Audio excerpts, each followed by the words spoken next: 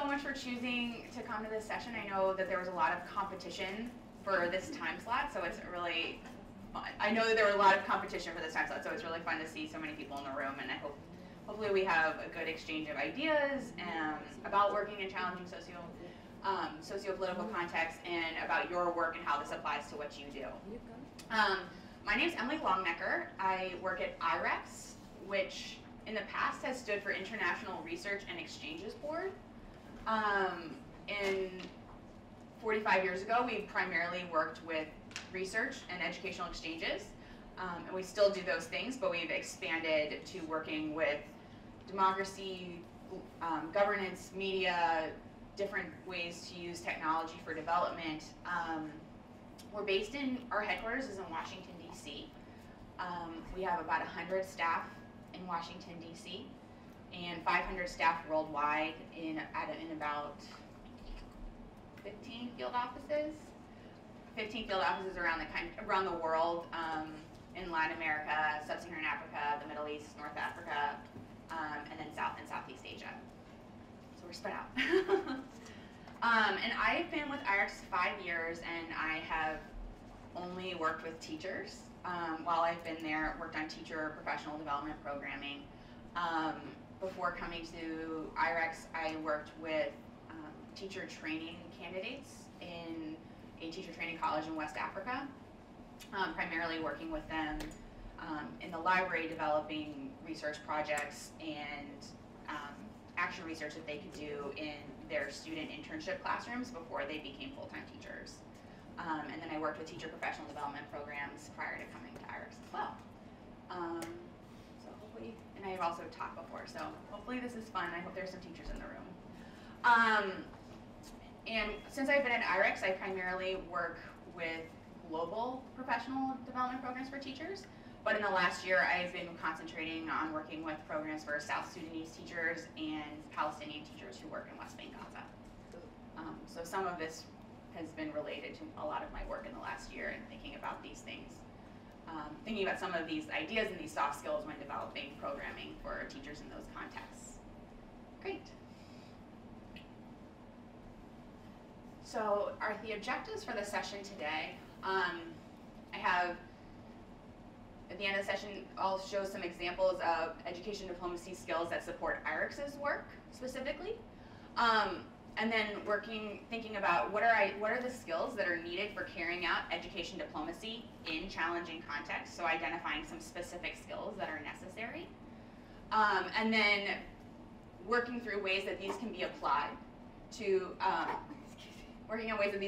applied to different contexts, as well as the context that specifically the context where you are working. So when I was asked to give this talk, and I was thinking about the concept of education diplomacy and how that works and why that's even more important in challenging environments and challenging contexts, because there can be different contexts even within one country, like in Peru. I was thinking about how diplomacy is usually conducted by old white men or older men who fly around the world and have high-level meetings that never even touch most of the people in the countries that they're going and having these meetings with. But that's all done in the name of trying to strengthen our bonds between these countries to create a more stable and a more peaceful world. But when I was thinking about the concept of educational diplomacy and the role that educators, K through 12, researchers, people working in universities, the role that they play in actually creating a more stable and peaceful world is by creating educational opportunities that lead to economic opportunities that create more stable nations. And I think the research has shown that many of the fragile nations in our world have undereducated populations that have a lack of opportunities for both pursuing higher education as well as pursuing economic opportunities to create lives for their families. I think, like Susan was saying this morning, that the goal of education is for people to thrive. And in countries where people aren't thriving, that creates a fragile state. And fragile states have challenging relationships with other nations around the world. So thinking about How do you work in these challenging contexts, though, and the idea of wanting to create more educational opportunities, which would lead to more economic opportunities? Every context is different, and there are specific skills necessary to go into a new country. Maybe you're from there and you know a lot of that knowledge already, or maybe you're not from there and you're still learning. And even if you've worked there for a long time, I think the idea of continually learning in the US context as well as a country that you're extremely familiar with, there's always new layers that are being peeled back, especially in challenging socio-political contexts, because there are so many things happening on so many different levels, including economic as well. And then thinking about the explicit application of skills for carrying out education diplomacy are even more important in a place that is challenging. I guess when I came up with that idea, I was thinking about, there are some nations that are very stable and maybe not having the most developed soft skills or the most background knowledge or being able to create the best relationships might not really affect the work in education that much if it's a very stable country. But in a country that's gone through a lot of challenging times and it's not that stable, not having those good soft skills and working in that country could be really detrimental to your work, the program, what you're trying to achieve, as well as reputations, because reputations leave bad interactions leave a bad taste in everyone's mouth for many years to come.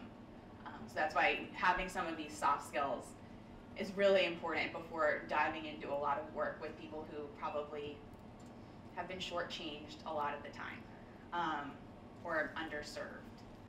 So when I was thinking about some of IREX's work in different challenging contexts, I was thinking about some of our work in Pakistan, some of our work in Iraq, work with South Sudanese teachers as well as Palestinian teachers who live in West Bank, Gaza, as well as people we've worked with in Ukraine and in Azerbaijan, and thinking about different things that we've done on a global level, not a country-specific level, but thinking across all the programs. Four things that really kind of leapt out at me as being things that you need to be able to have well developed before working in a new context, or a familiar context, but maybe in a different way. Of having country-specific background knowledge, which, thinking if you're going into either a new country or a different region in your own country or a different space, really understanding where you're going and who you're working with and what's been happening there. And starting to, when you're interacting with people and it looks like you have incomplete knowledge of what they've been through and what they've been struggling with for possibly generations, won't make your work very effective, and you don't have all the knowledge or all the cards in your pocket to have good programs or make good reforms in that country or in the specific education section that you're looking at. Context-specific communication skills, and I think that this applies in lots of places in America and lots of places all over the world. People communicate differently in corporate America versus nonprofit sector versus the government in America, and that even gets more complex when going to a different country or a different culture, and there might be some communication that happens within the school that would be different from the communication that would happen at a university, that would be different from the communication that happens at a ministry level. And so being really aware before you enter into some of those situations that you know what is the communication expectation there. And if you're the one wanting to do the work and you're asking for help or support, it's kind of your job as the implementer to adjust your communication style to them and not expect them to adjust to you, because they might not. And they might not understand if you're talking to them in a way that they aren't familiar with. Another thing that I thought is really powerful in IREX's programming, but works across, is working with local partners. Finding people within the community or within a school or within a university who think that this is the reform in education programming that needs to happen, or they can also give you some of this context-specific background information. They can provide some of the context-specific communication skills. And having a local partner who can work with you and guide you through some of these pieces is incredibly powerful. Because it's important for everyone to work together, and education, again, is a common goal for everyone all over the world. And the last one I put was creating relationships based on trust, which is probably the softiest, the most soft of all of these skills. And these are really hard skills to really measure. I know, especially people who've been working with monitoring and evaluation, some of these skills are very hard to measure via indicators. But things don't happen without relationships based on trust. And in a lot of the countries, I know especially countries that IREX has worked with, for generations and for years, people have been some populations in some countries, which I'll get to, have been part of more of a transactional relationship, particularly between their government and either the American government or other just Western governments. And that transactional relationship has created a real deficit of trust.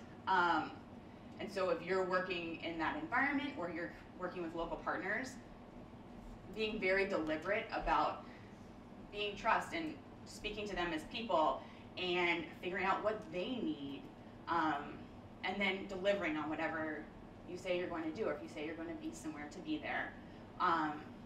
And sometimes it takes a while to build relationships based on trust, and that's why education work takes so long. We don't all, people don't all trust each other, but that also helps with the educational diplomacy piece. Yes, hi. I just wanted to add, that's the crux of it, especially in places, sorry. No, I want you to talk in the microphone. So the trust is the crux of it, especially in these places where there's no more trust in anything else. It is really based on trusting individuals. There's no more trust in institutions. Those institutions created the wars or the conflicts or the fragility in the first place. There's no trust in the governments. So that, I think, the way you're describing it, that's actually maybe the softest, but it's certainly the most important, yeah. Yeah. Thank you. Thank you. No, it's the softest, and I think that also gets to the piece of educational diplomacy, of the people-to-people diplomacy sometimes being the most impactful, because government to government doesn't involve large swaths of the population, and the people-to-people creates better relationships. So one of IREX's programs that I work closely with is in working with teachers in Pakistan. And I just wanted to highlight two of IREX's programs before moving on to working with these skills specifically with all of you.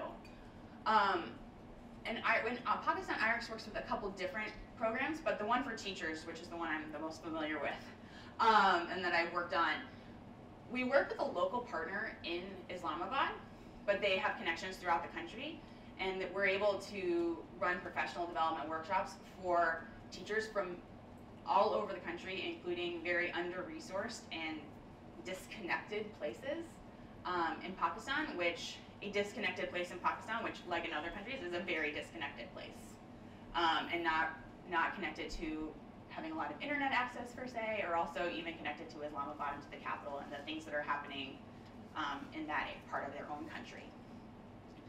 And then speaking to what you said, the deficit of trust, Pakistan is an example of a country that has a significant deficit of trust, both with their own government and then also with Western governments as well. For a long time, as we all know, they've a lot of their people have been part of this transactional relationship in South and Southeast Asia, South and Central Asia. And it's really hard, when there is a deficit of trust, it's really hard to bring that back up and to say that, these trainings that are going on for teachers are a good thing, and even though they're put on by a Western government and they're affiliated with Western governments who work with local partners, that it's okay, and that the whole point of it is just to work with Pakistani teachers. There isn't something that is being expected back of them. It's just to improve the education system in Pakistan. And so that goes to the last piece of working in Pakistan requires creating trust and goodwill. We started these programs with Pakistani teachers about 4 years ago, and even though we tried to get to work with a lot of teachers from more rural places, we were mostly connected with teachers in Islamabad and Karachi and bigger cities who I think were more receptive to working with a program that was run and funded by a Western government. That said, I think through working with a local partner and through continuing to go back and to continue to offer the program and to continue to have the funding available without expecting anything in return has begun to build trust and has begun to build inroads into communities that would have never been interested in anything really having to do with an American professional development program. And that's been really powerful to see some of the changes that have happened in those communities because we've been open to that. We also work closely with the Ministry of Education in Iraq to implement programs in Iraq at the university level, primarily because the higher education system, we work closely with the Ministry of Education due to the universities in Iraq not preparing Iraqi citizens with skills needed to join the workforce. And so there's a huge unemployment gap in Iraq for youth right now, which creates a more destabilized environment and already pretty in a very destabilized country. So program communication is extremely important in Iraq because it's a very hierarchical society as well as a lot of different authority bases. So in communications, both with different people at different levels of the university and with the Ministry of Education, working through who do you talk to at the Ministry of Education, who do you talk to at the university level, and how do you talk to them in a way that they both feel respected, that they were given priority, and that they want to give support to a program or to changes at the university level. So thinking about program communication is really important. And we have IREX staff who live in Baghdad and who are Iraqi and are big assets in implementing all of this work.